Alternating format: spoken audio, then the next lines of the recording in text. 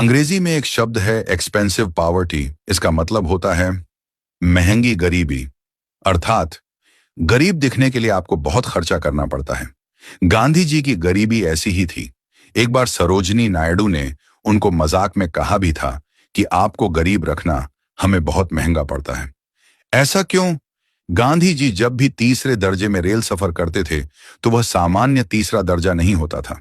अंग्रेज नहीं चाहते थे कि गांधी जी की खराब हालातों में भीड्डा में यात्रा करती हुई तस्वीरें अखबारों में छपे उनको पीड़ित विक्टिम कार्ड का लाभ मिले।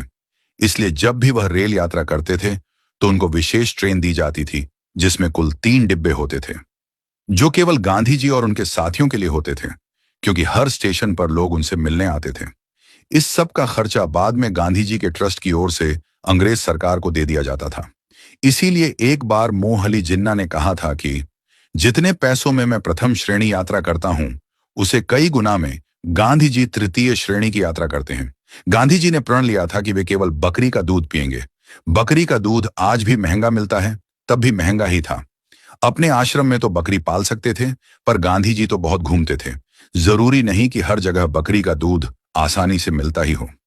इस बात का वर्णन स्वयं गांधी जी की पुस्तकों में है।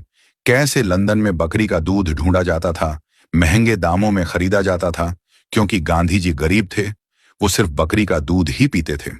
ये बात अलग है कि खुशवंत सिंह ने अपनी किताब में लिखा है कि गांधी जी ने दूध के लिए जो बकरियां पाली थी, उनको नित्य साबुन से नहलाया जाता था, उनको प्रोटीन खिलाया जाता था।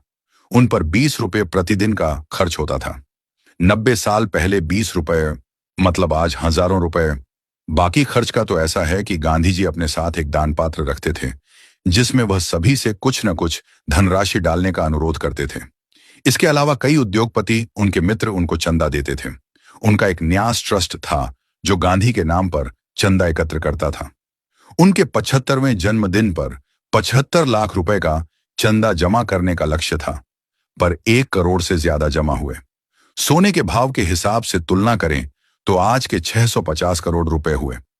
महात्मा गांधी के पिता करमचंद उत्तम चंद गांधी थे। वे पोरबंदर रियासत में प्रधानमंत्री, राजस्थानी कोर्ट के सभासद, राजकोट में दीवान और कुछ समय तक वांकानेर के दीवान के उच्च पद पर प्रतिष्ठित थे। जिस व्यक्ति का पिता अंग्रेजों का दीवान था, जो अपने बेटे को उस समय जब हमारे बाप दादाओं के पास खाने के दाने नहीं थे, देश में हर तरफ बीमारी, भूखमरी, अकाल था, अंग्रेज कोड़े मारते थे, उस समय अपने बेटे गांधी को 15 वर्ष से भी ज्यादा समय दक्षिण अफ्रीका और इंग्लैंड में पढ़ाते थे। यदि वो गरीब थे तो खास भगवान। ऐसा गरीब सबको बनाए। गांधी उतने गरीब भी नहीं थे जितना हमको घुट्टी पिला पिलाकर रटाया गया है। वंदे मातरम।